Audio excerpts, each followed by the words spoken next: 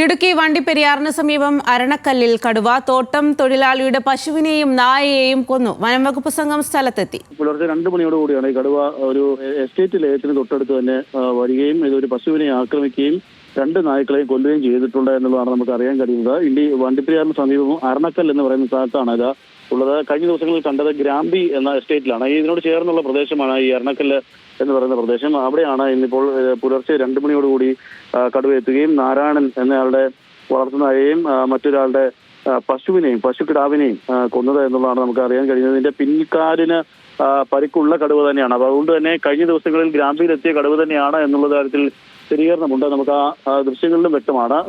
പുലർച്ചെ 2 മണിയോടുകൂടി തന്നെ ഈ തോട്ടം തൊഴിലാളി പെട്ടെന്ന് വനംവകുപ്പിനെ വിവരം അറിയിക്കുകയും അവിടെ എത്തുകയും ചെയ്തിരുന്നു. വലിയ ശബ്ദം കേട്ടതിനെ തുടർന്നാണ് അയാൾ പുറത്തിറങ്ങി നോക്കുകയും ചെയ്തപ്പോഴാണ് കടുവ ഈ ലയങ്ങളുടെ വാതിൽക്കൽ തന്നെ നിൽക്കുന്നതായി കണ്ടത്. വനംവകുപ്പ് സംഘം അവിടെ തന്നെ ഈ ഗ്രാമ്പി എസ്റ്റേറ്റിന് സമീപത്ത് തന്നെ നിലയുറപ്പിച്ചിട്ടുണ്ട്. കഴിഞ്ഞ ദിവസങ്ങളിൽ അത് മയക്കുവെടി വെച്ച് പിടികൂടുന്നതിന് വേണ്ടിയുള്ള സംഘമാണ് അവിടെ ഉള്ളത്. അവിടെ പെട്ടെന്ന് പുലർച്ചെ ആ സമയത്ത് തന്നെ അവിടെ എത്തുകയും പിന്നീട് അവിടെ നിന്ന് ഈ കടുവയാണെന്നുള്ള സ്ഥിരീകരണം നടത്തുകയും ചെയ്തിട്ടുണ്ട്. പക്ഷേ ഇന്ന് പുലർച്ചെ വെട്ടം വീണ ശേഷം മാത്രമേ കടുവ എവിടെ ഉണ്ട് എന്നുള്ളത് സംബന്ധിച്ചുള്ള ഒരു നിരീക്ഷണത്തിലൂടെ അല്ലെങ്കിൽ ഡ്രോൺ പറത്തി നിരീക്ഷണത്തിലൂടെ കണ്ടെത്താൻ കഴിയുകയുള്ളൂ എന്നുള്ളതാണ് വനംവകുപ്പ് അറിയിച്ചിട്ടുള്ളത്. അതിനുവേണ്ട നടപടികൾ വനംവകുപ്പ് സ്വീകരിച്ചു വരികയാണ്.